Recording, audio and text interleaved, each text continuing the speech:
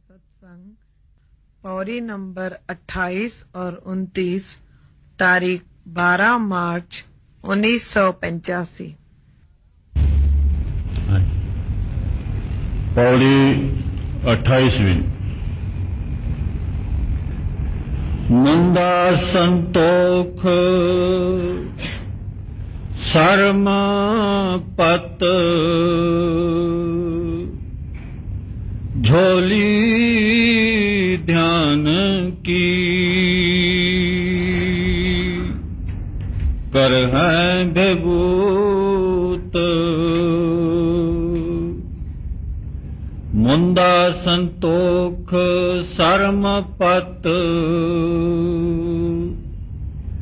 झोले ध्यान की कर है विभूत।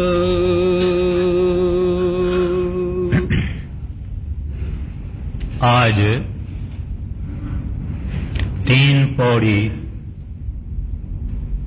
लेने की कोशिश की जाती है। 28, 29, 30। अब इन पौड़ियों में, खासकर पहली 2 पौड़ियों में, गुरु नानक साहब जी महाराज ने हमको उस वक्त, यानी उनके जमाने में, 16वीं सदी में हिंदुस्तान में, खासकर पंजाब में ये हालत थी कि लोग समझते थे शादी करना, घर होना, बाल बच्चा होना या जमींदारी और खेती करना, ये सब दुखों का मूल है। आज भी कई लोग ऐसे समझते हैं। इस वास्ते वो सोचते थे कि अगर मोक्ष चाहिए, मुक्ति चाहिए, साल्वेशन चाहिए, तो इन चीजों से दूर रहना चाहिए। तो इस वास्ते वो लोग जाके जुदा जुदा उस वक्त हिंदुस्तान में जो आश्रम थे या भंडारे थे या दरगाहें थे या जुदा जुदा जहां साधनाएं होती थी, वहां लोग चले जाते थे घर को छोड़ के बगैर शादी करने के। और फिर वहां की जो रीत, वो रवाज थी या साधनाएं थी, वो सब वो लोग करते थे।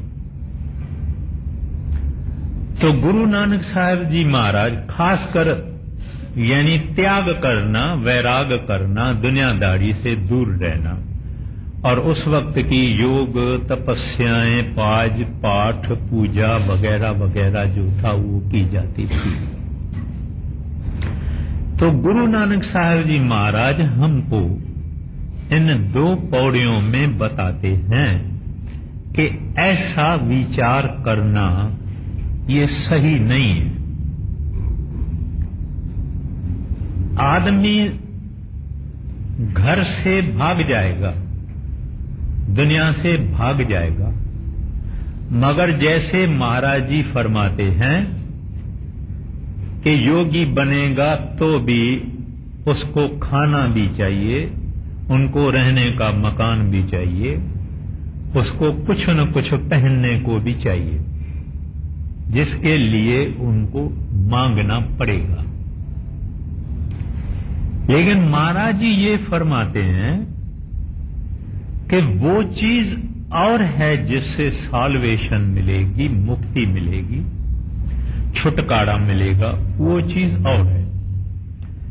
घर में रह के, गृहस्थ आश्रम में रह के, किसी कामिल की शरण लेके, वो जो इनर डिसिप्लिन है, अंतरी साधना है, अपने इंद्रियों को साधना, वो चीज ही परमात्मा के तरफ ले जाती है। इस वास्ते गुरु नानक साहब जी महाराज लोगों की वो जो आउटलुक थी उस वक्त में कि घर को छोड़ देना ये सब मुसीबतों का कारण घर ग्रस्त है, वो आउटलुक महाराज जी का कहना था कि सही नहीं है। कहते हैं एक आदमी योगिन या योगी घर बाल बच्चा छोड़ने के बाद भी अगर अपने इंद्रियों के ऊपर उनका जब्त नहीं रहा, कंट्रोल नहीं रहा, तो वो भी गलत रास्ते पे जा सकता है और अक्सर जाते हैं। एक ग्रस्त में रह के अगर अपने इंद्रियों और भोगों को कंट्रोल में नहीं रखता है वो भी गिरता है। लेकिन अगर गृह संसार में रह के वो अभ्यास करे, साधना करे, इंद्रियों का दमन करे, कंट्रोल करे, रोके, तो वो घर में रह के सच्चा योगी हो सकता है। और ऐसे परम योगी गुरु नानक साहब जी महाराज थे। ऐसे परम योगी गुरु अंगद साहब जी महाराज थे। और बाकी भी जितने संत फकीर महात्मा पातशाहियां हुई है, ये अक्सर घर में रह के ही उन्होंने प्रभु को पाया है। बाल बच्चे भी है, कमाई भी किया है, रोजगार भी किया है, लेकिन घर में बैठ के उन्होंने उत्तम से उत्तम पदवी हासिल की है। तो इनमें गुरु नानक साहब जी महाराज हमको बताते हैं कि भाई वो इनर डिसिप्लिन है, वो साधना है जो घर में बैठे हुए आदमी कर सकता है। न फकत इतना, मगर उसको हरेक में परमात्मा हरि गोविंद देखना है, हरेक से ऐसा वर्ताव करना है, ऊंच नीच नहीं समझना है, किसी को हिकारत के नजर से नहीं समझना है। जब वो प्रभु हमारा पिता है तो हम सब आपस में अपने अपने हैं। कहते हैं जो सच्चा योग घर में बैठ के करते हैं उनकी ये अवस्था होती है कि सबको प्यार से देखते हैं। उनके पास अछूत ब्राह्मण वगैरह वगैरह गरीब अमीर का कोई सवाल होता नहीं है। तो कहते हैं इस आउटलुक से ही इस संसार में रहना है, यानी विशाल दिल से। ये अछूत है, ये कम जाति का है, ये गरीब है, ये काला है, ये गोरा है, वो आउटलुक नहीं। ये आउटलुक के ये मेरे भाई हैं, मेरे अपने हैं। हम एक बड़ी फैमिली के यूनिट्स हैं, हम उस फैमिली के मेंबर हैं, ऐसा समझ के इस संसार में वो संत महात्मा चलते हैं। और ये भी हमको गुरु नानक साहब जी महाराज इन पौड़ियों में बताते हैं कि परमात्मा को पहुंचने के मार्ग में क्या क्या रुकावटें आती है, उनका किस तरह से सामना करना। अपने को टाइम अपने महदूद है, 1 घंटे में जो कुछ मेरे से हो सकता है मैं अर्ज करूंगा। तो अब महाराज जी क्योंकि लोग योगी बनते थे, जब योगी बनते थे तो कानों को उनको बड़ा सोराख करवाना पड़ता था और उसमें मुंदरा डालनी पड़ती थी। तो कहते हैं भाई इस मुंदरा से क्या होगा। कहते तो मुंदरा तो पहननी चाहिए संतोष की। संतोष माना क्या? संतोष। संतोष माना क्या?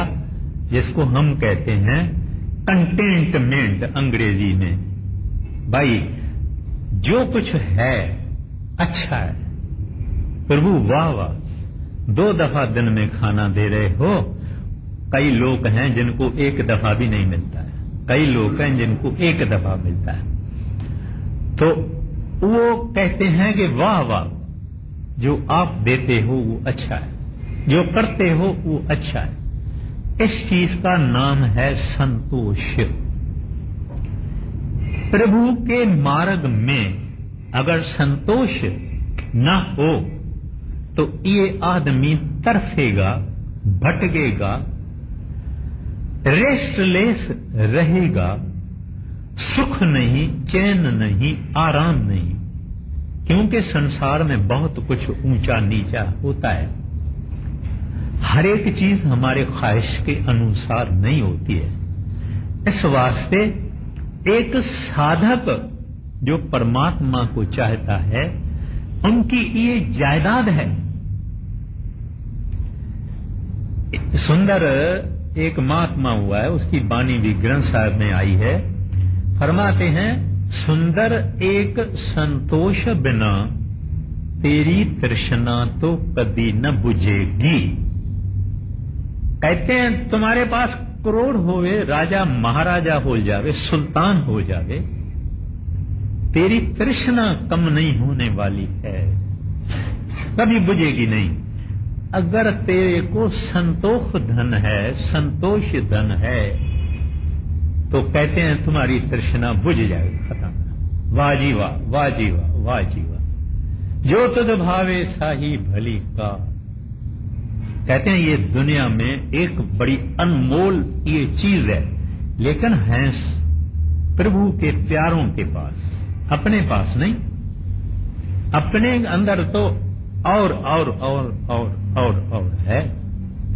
तो कहते हैं ये मुद्राएं तो डालना चाहिए संतोष की। देखिए गुरु नानक साहब ने थोड़े लफ्ज कहे, मुद्रा संतोष, बस हयाती की, जिंदगी की, जीवन की, लाइफ की फिलॉसफी उन्होंने हमारे सामने रख दी कि अगर दुखी होना है तो जाओ, बहुत दुख है। अगर सुखी होना है तो संतोष की मुद्राएं पहनो। संतोष है सब कुछ है। फिर फरमाते हैं, शर्म पत झूली। कहते हैं शर्म करो पाप से, हया करो पाप से, कि मेरे गुनाह न होवे मेरे से। हम और शर्म करते हैं और हया करते हैं, लेकिन कहते हैं पाप और गुनाह, सिनफुल लिविंग, कहते हैं इससे शर्म करो। सिनफुल अगर लिविंग है, पाप और गुनाहों की अगर जीवन है, तो परमात्मा व गुरु हरि गोविंद के पास जाने का सवाल ही नहीं है, क्योंकि वो महापवित्र है, इमैक्यूलेट है, निर्मल से निर्मल है, पवित्र से पवित्र है, स्पॉटलेस, स्टेनलेस वो प्रभु है। उसके पास हम गुनहगार नहीं जा सकते, रास्ता ही खुलेगा नहीं। थोड़ा सा अर्ज करता हूं, अगर हमारा भजन नहीं बनता है, हमको शब्द नहीं सुनाई देता है, गुरु का ध्यान नहीं आता है, तीनों चीजों का मेन कारण गुनाह है हमारे, चाहे इस जिंदगी के, चाहे पिछली जिंदगियों के। और इन गुनाहों से बड़ी होना, पार होना, दूर होना, इसका भी इलाज सिमरन और भजन है। यानी हिम्मत नहीं हारनी चाहिए, सिमरन भजन डट के करना चाहिए। हमारे गुनाह आहिस्ता आहिस्ता आहिस्ता दूर हो जाएंगे। तो इस वास्ते कहते हैं शर्म करना गुनाहों से और पापों से, हम समझते हैं मैंने दरवाजा बंद कर दिया, अंदर से ताला लगा दिया, मैं दूर हूं, कोई देखता नहीं, कोई सुनता नहीं। इस जैसी कोई नादानी और हो नहीं सकती। अगर प्रभु सर्वव्यापक है, सर्वशक्तिवान है, सर्वज्ञाता है, ऑलमाइटी है, ऑमनी प्रेजेंट, ऑमनीशिएंट, ऑमनी वगैरह वगैरह, तो वो तो दरवाजा साथ बंद करो, तिजोरी में अंदर बैठो, वो तो सब देखता है। तो इस वास्ते कहते हैं शर्म करना पाप से। फिर कहते हैं झोली, ये साधु लोग जो हैं एक झोली पहनते हैं। झोली यानी जिसमें कोई चीज सामान वगैरह ऐसा डालना, गोदरी भी बोलते हैं इसको। कहते हैं ये जो है झोली, ये काय की? कहते हैं परमात्मा से वफादारी। हमारी वफादारी दुनिया से है, पैसे से है, माया से है, यारी दोस्ती से है वगैरह। कहते हैं वफादार उस साहिब से होना। जब तो उल्टा मां के पेट में लटक रहा था, उस वक्त तुमने एक वायदा किया था, वचन किया था कि ऐ प्रभु ये तो कुंभी नरक है। आप समझते होंगे कि ये फकत कहना है। क्या है मां के पेट में या किसी इंसान के पेट में अंदर है क्या? जब पित्त ज्यादा निकल जाता है, आदमी का सिर चकरता है, पेट में बेआरामी होती है। जब तक इसने उल्टी न की है, पित्त बाहर न निकाला है, उसकी तब तक अंदर की आग नहीं बुझती। आग के तरह से होता है, उल्टी आई जान छुट गई। ऐसे ये हमारा अंदर अग्नि का है, सारा सिलसिला अग्नि का है। इसके अंदर बच्चा लटका हुआ है उल्टा, और उस वक्त में इसका होश खुला हुआ है, शब्द खुला हुआ है।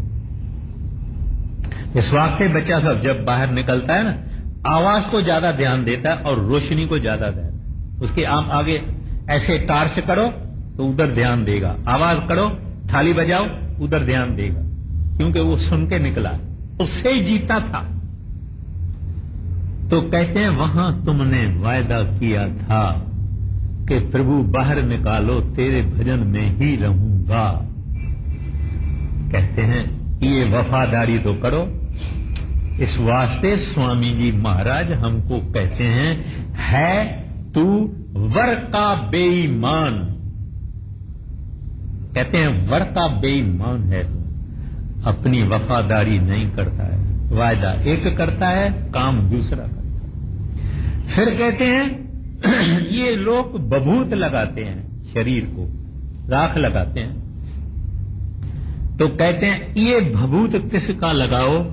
ध्यान की करह भभूत। कहते हैं उस परमात्मा के ध्यान में, सतगुरु के ध्यान में महव हो जाओ, टोटल कंप्लीट एब्सॉर्प्शन, और कुछ पता ही नहीं लगे कि क्या है क्या नहीं है। गर्मी है, सर्दी है, देना है, लेना है, कुछ नहीं। ध्यान लगाओ वे परमात्मा का या अपने सतगुरु का ध्यान लगाओ। तो इस वास्ते गुरु ग्रंथ साहब में तीसरी पातशाही फरमाते हैं, क्या फरमाते हैं? कर्मा फरमाते हैं कि अपने सतगुरु में समा जाओ। मुसलमान कहते हैं फना फी अल शेख। तो कहते हैं प्यारा ये भभूत नहीं, वाहगुरु के ध्यान में, हरि के ध्यान में, सतगुरु के ध्यान का भभूत लगाओ, माना उसमें मस्त रहो। फिर फरमाते हैं खिंथा काल, कहते हैं, और दूसरी भी एक गोदरी भी एक पहनते हैं, उनको खिंथा कहते हैं। कहते हैं कि ये मौत, कहते हैं आप गोदरी तो पहनते हैं, मगर आप गोदरी पहनो, जैसे गोदरी इधर गर्दन पे लगी हुई है, तो बोझ महसूस होता है कि कुछ मेरे ये लगा हुआ है। कहते हैं ऐसे आप मौत की याद कायम रखो, मौत की याद कायम रखो। मगर हम सब याद कायम रखते हैं, मौत की याद हम कायम नहीं रखते हैं। इस वास्ते कबीर साहब जी महाराज फरमाते हैं कि ये आदमी कह कबीर प्राणी तब जागे जब जम का दंड मूंड पड़ लागे। मगर ये मौत को तो याद करता ही है मरने के वक्त, उस वक्त कुछ नहीं हो सकता। अब न भजस, भजस भजना माना डिवोशन करना, आराधना करना, प्रभु की याद करना। कहते हैं अब न भजस, भजस कब भाई आवे मौत न भजिया जाई। कहते हैं हम तो हमेशा कहते हैं हाँ जी हाँ जी, कल कल कल हाँ जी, परसों से जी हाँ जी, हिल स्टेशन को जा रहा हूं, यहां बहुत गर्मी है, वहां ठंडक होगी, रूम भी होटल की होगी, वहां खूब भजन करूंगा। मगर वहां गए तो यहां से भी बुरा है, क्योंकि वहां कहीं टेम्पटेशंस हैं, कई चीजें हैं। तो इस वास्ते फरमाते हैं प्यारा, काल को गर्दन पर समझो, कोई नहीं समझेगा। मैंने आगे अर्ज किया था कि ये काम फकत संतों का है। मेरी तकदीर बहुत अच्छी है। हजूर महाराज जी एक दफा मुझे जापान में ले गए, तो वहां एक स्टोर है जिसके 2 या 3 मंजिल जो हैं फकत की चेन्स होते हैं, तरह तरह की चेन माना जिसमें चाबियां लटकाई जाती। तो महाराज जी ने अच्छी तरह से सब दीवार पर जितनी की चेन्स थी अच्छी तरह से देखे। मैं सोचूं इधर तो लाखों की चेन्स है, महाराज जी के ख्याल में कोई खास की चेन होएगी जो उनको कोई अभी तक पसंद नहीं आती है। फिर मैं जाके आगे खड़े रहा तो उन्होंने एक की चेन पसंद की। मुर्दा होता है ना, उसकी खोपड़ी होती है ना, स्केलेटन, जो पूरा खोपड़ी भी, गर्दन के ये हड्डियां भी, पूरी पांव टांगे, पूरा हड्डियों का पिंजरा, स्केलेटन, वो भी लाल रंग की। मेरे को कहते हैं देख, ये सदा याद दिलाने वाली है।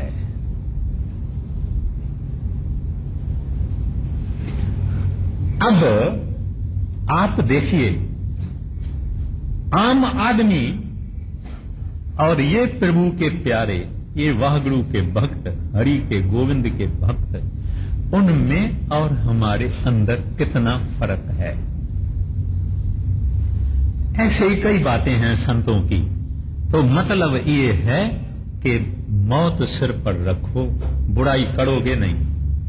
अगर किसी आदमी को महाराज जी अंदर आ जावे और उसको कहे कि प्यारा अब फकत 7 दिन तुम्हारा रहता है, 8वें दिन मैं ले जाऊंगा, तो वो आदमी आप बताओ कि दुनिया में कैसा चलेगा? सबको हाथ जोड़ेगा, प्यार से बात करेगा, मत्था टेकेगा, अच्छे काम करेगा, अच्छी बाणी बोलेगा, मुंह से प्रेम से बात करेगा, किसी के लड़ेगा नहीं, कहेगा यार जाने वाला हूं, लड़ूं किसी से। बाकी 6 दिन, बाकी 5 दिन, बाकी 4 दिन, बाकी 3 दिन, मौत की याद इस तरह से आदमी को सीधी रखती है। किसी आदमी ने बड़े महाराज जी से पूछा कि हजूर, अगर हम मौत को याद करें तो बाकी दुनिया में हम काम क्या करेंगे? अगर मौत ही याद करें तो काम क्या करेंगे? संसार चले कैसे? महाराज जी कहते हैं, भाई मैं ये नहीं कहता हूं मैं कहता हूं मरने की तैयारी रखो, जीने की आशा रखो। ये भी जो दो लफ्ज हैं ये श्री गुरु ग्रंथ साहब में, मरने की तैयारी रखो, जैसे हम अंग्रेजी में कहते हैं prepare for the worst and hope for the best. कहते हैं मरने की तैयारी रखो, जीने की आशा रखो, फिर उसकी मर्जी है। हम दोनों चीजें के लिए तैयार हैं। हजूर जब भी चाहिए। यहां हमारे एक अरोड़ा साहब थे, बड़े बुजुर्ग थे, दाढ़ी वाड़ी थी और पगड़ी वगड़ी थी। और महाराज जी जब आए थे, कोई 57 या 58 मुझे नहीं याद है, महाराज जी ने मुझे कहा, भाई एक सरदार साहब है, उसका नाम करम सिंह है, उनको घर ले आओ।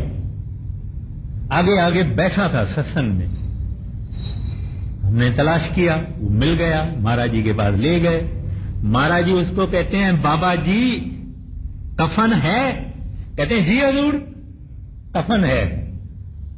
कफन अपना साथ लेके फिरते थे।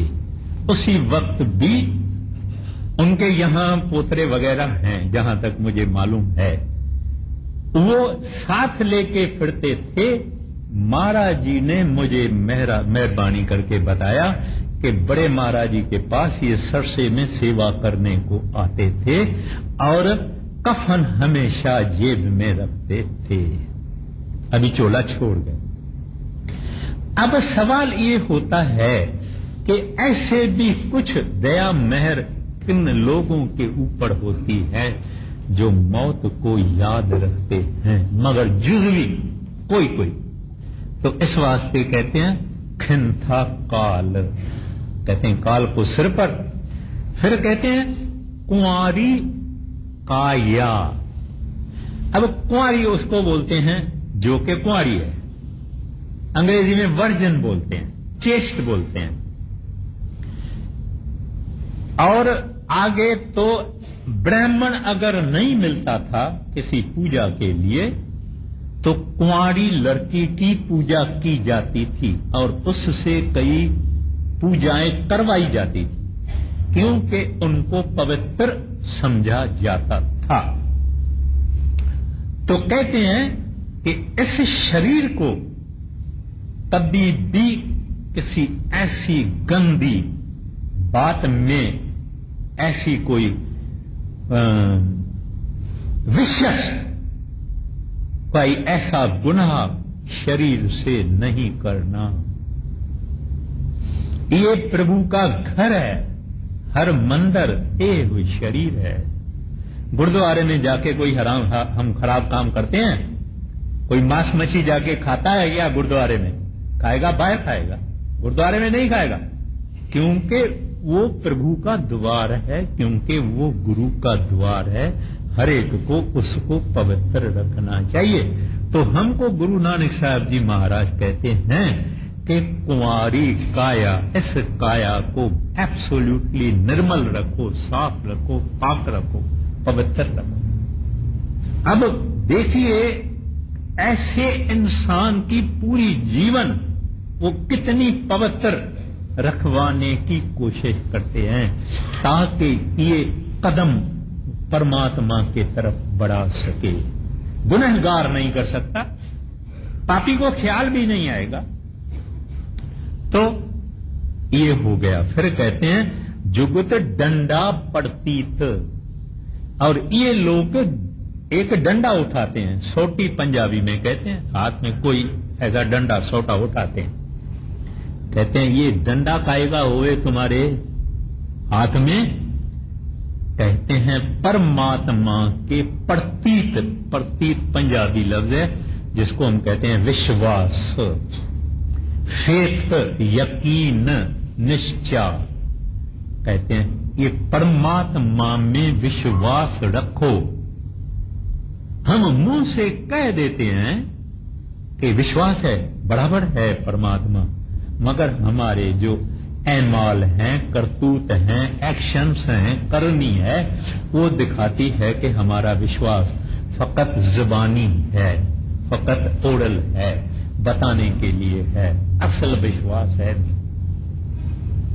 महाराज जी कहते हैं अगर छोटा बच्चा 5 बरस का भी खड़ा हुए तो हम कोई बुरा काम नहीं करेंगे, मगर दरवाजा बंद करके हम समझते हैं दरवाजे के साथ हमने खुदा को भी बाहर फेंक दिया।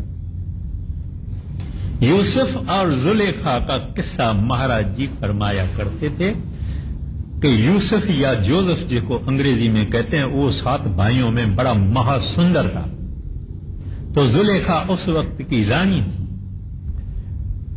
किस तरह से उस जुलेखा के कहने उसके ऊपर मोहित हो गई, तो उसको अपने महल में ले आई, तो उससे अपनी बुरी ख्वाहिशात जाहिर की। तो जब बुरी ख्वाहिशात जाहिर की तो यूसुफ तो बेचारा खड़ा था। उस औरत ने क्या किया, एक चदर उठाई और वो जिस देवता की पूजा करती थी वो उसके पैलेस में था, उस हाल में उस देवता के ऊपर उसने चदर लगा दी। तो जोसेफ कहता है रानी जी ये आपने क्या किया?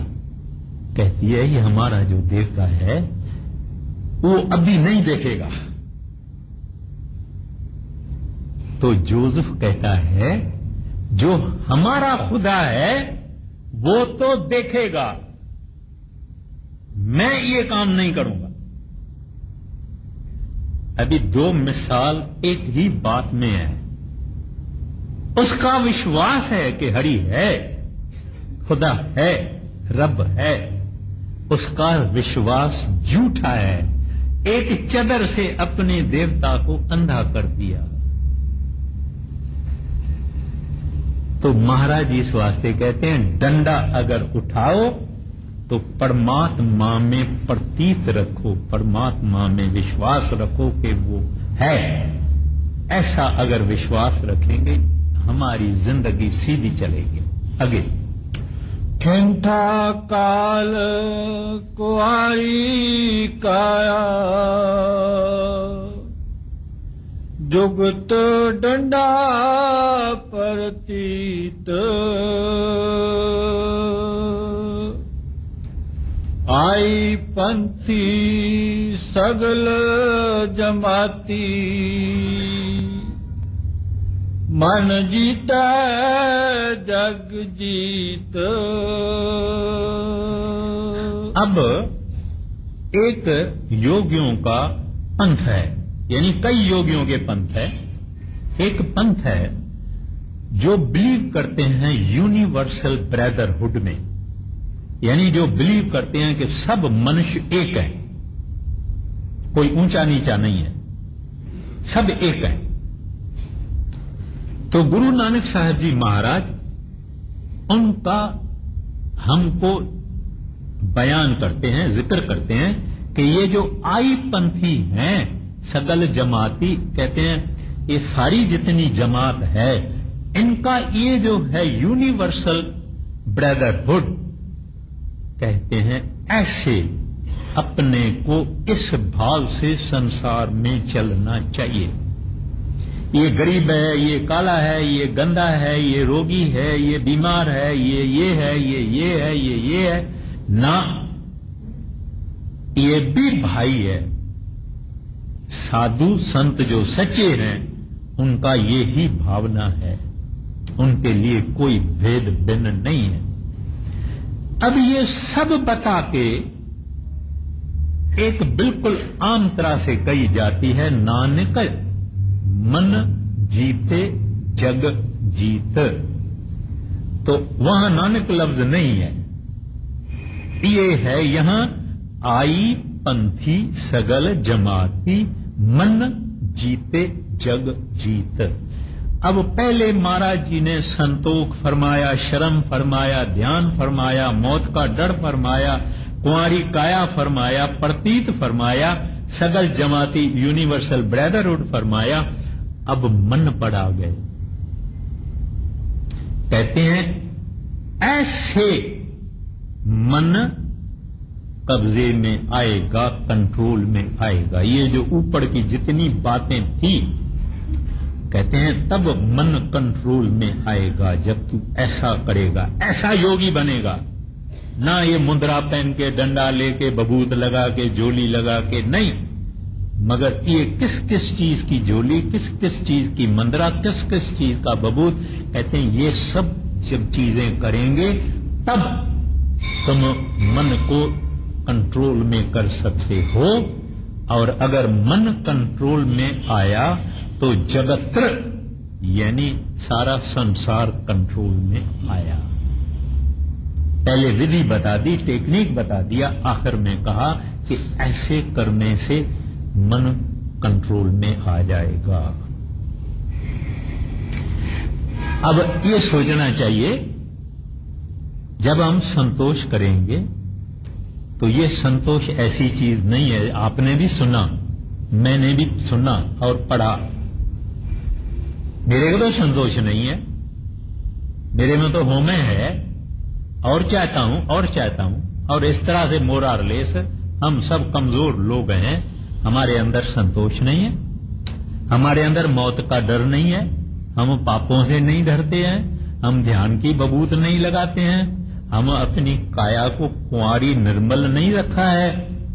लेकिन जब ये अभ्यास करेगा, जिसको इनर डिसिप्लिन गुरु नानक साहब जी महाराज फरमाते हैं, हम और आप जब भजन में बैठते हैं तो हमारी लड़ाई मन से होती है। वो जो लड़ाई है, रोज की स्ट्रगल है, रोज की मारामारी है, उससे कहते हैं ये सब सिफतें भी हमारे अंदर आहिस्ता आहिस्ता आएगी ज्यों ज्यों हम भजन करेंगे।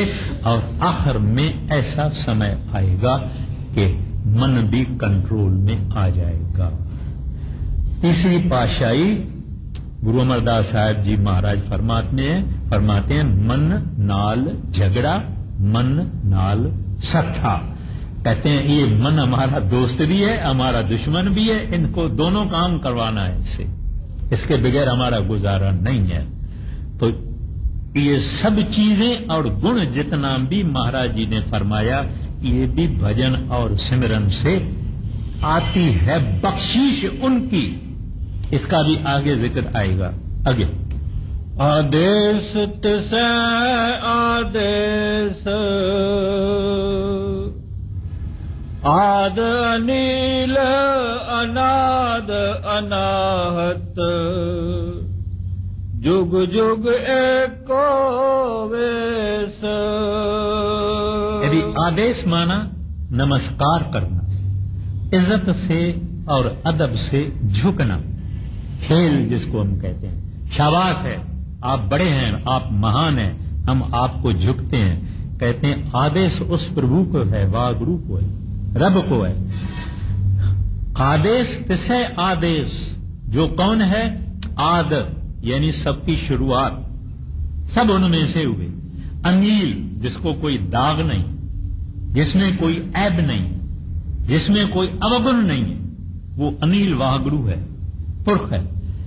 अनाद कहते हैं टाइमलेस, एंशियंट, मोस्ट एंशियंट। अनाहत जो नाश नहीं होवे, जिसका हित न हो सके, यानी इमॉर्टल, परमानेंट। और फिर फरमाते हैं जुग जुग एको वेश। कहते हैं कई युग आए, कई युग गए, सब कुछ बदलता रहा, मगर उसका वेश एक ही है, और वो उसका वेश सत नाम है, सत है, जो कि आद सच जुगाद सच है, भी सच हो सी भी सच है।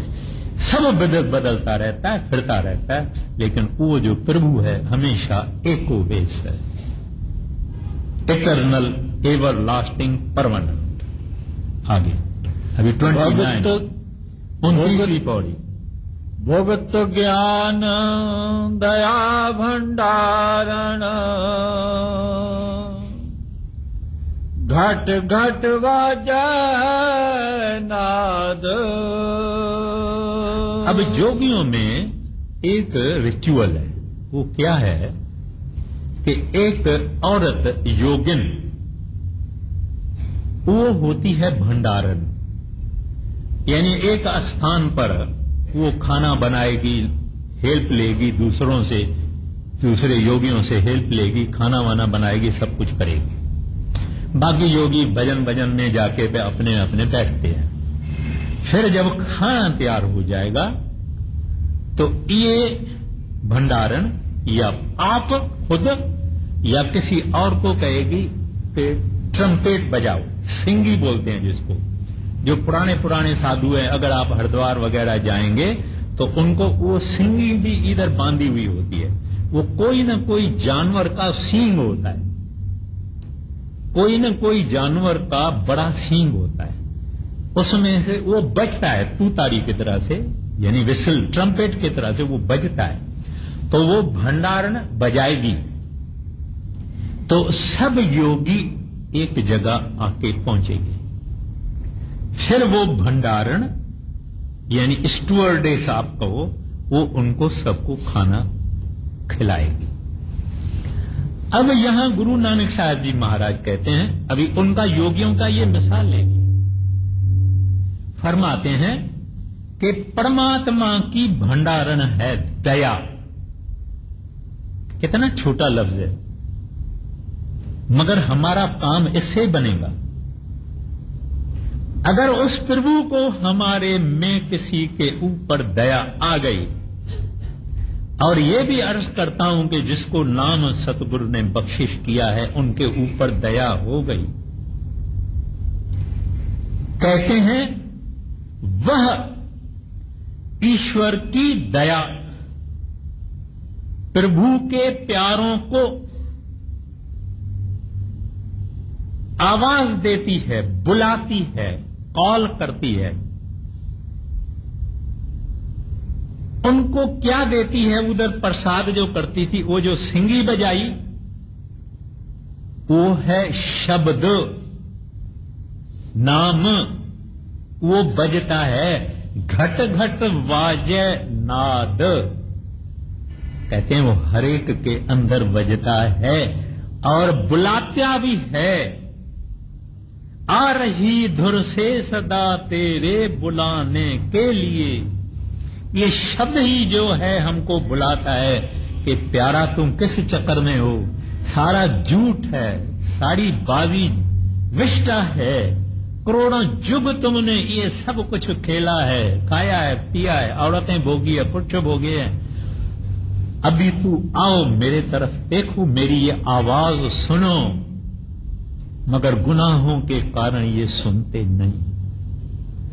तो वो प्रभु की भंडारण यानी दया, ये शब्द बांटती है, शब्द के जरिए हमको बुलाती है और शब्द का खाना अमृत बांटती है। ये है उसकी भुगत, भुगत यानी खाना, भुगत यानी खाना, भुगत भंडारण। तो वो ये शब्द का, नाम का खाना उनको देती है जो परमात्मा को चाहते हैं, जो प्रभु के प्यारे हैं, जो डिवोटीज हैं, उनको ये बख्शिश करती है, परसती है। बुलाती भी शब्द से है, यानी अंदर में हो के हरेक के अंदर, और देती भी बख्शिश शब्द की है। जो हम सुनेंगे त्यों रंग चढ़ेगा, जो सुनेंगे यूं तू चढ़ेगा। और ये मत भूलना कोई, जब आप शब्द सुन रहे हैं, आप करोड़ों जन्मों में पहली बारी परमात्मा से कम्युनियन कर रहे हैं। विचारने की बात है, थोड़ा सा विचारो इस चीज को।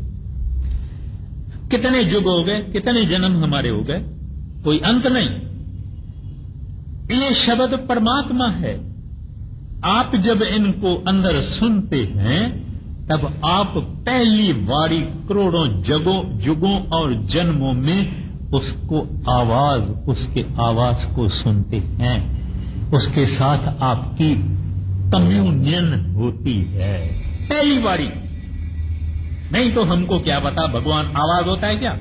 भगवान नाद होता है क्या? भगवान शब्द होता है क्या? उसका तो शब्द का जिक्र अलग है। तो वो चीज है जिसके लिए हमको खुश रहना चाहिए। अगर दूर से सुनता है तो भी फिक्र नहीं, नजदीक सुनता है तो भी फिक्र नहीं, जुबान बंद, किसको बोलना नहीं। हमारी प्रभु के साथ पहली पहली मिलाप हो रहा है। एक दिन सुनते सुनते सुनते हमारी सूरत उसमें रम जाएगी। हमारा शरीर खोखला पड़ा होगा, खाली बुत पड़ा होगा, सूरत उसके साथ रम जाएगी। जब मर्जी पड़ेगी तब वापस शरीर फिर जिंदा हो जाएगा। तो ये आगाज है, ये बिगिनिंग है, ये शुरुआत है प्रभु को सुनने की। फिर आहिस्ता आहिस्ता देखने की होगी। लेकिन मैं आपको कहता हूं, अपने को भी कहता हूं, प्रभु कहते हैं, संत कहते हैं, ऐ प्यारे ये मौका नहीं गंवाना।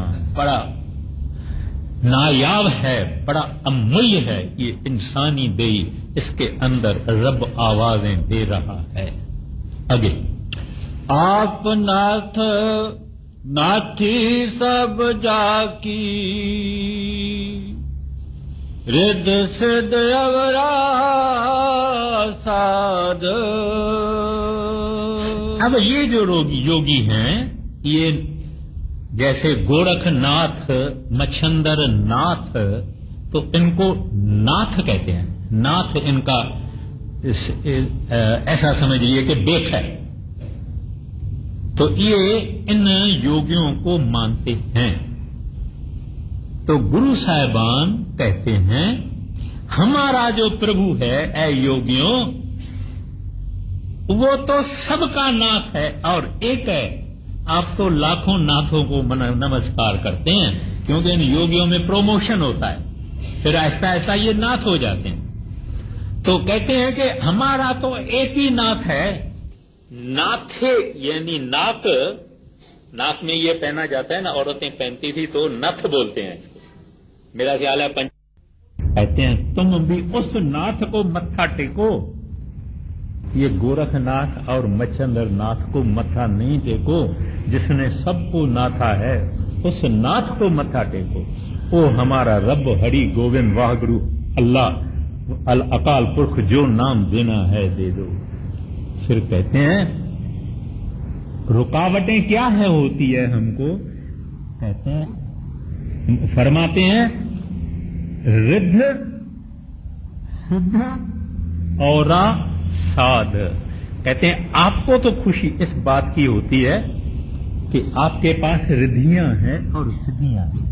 सोना बना सकते हैं, चांदी बना सकते हैं, कई इसके पास गुटके होते हैं, मुंह में डाल दिया तो आकाश में उड़ जाते हैं, दिखाई नहीं देंगे।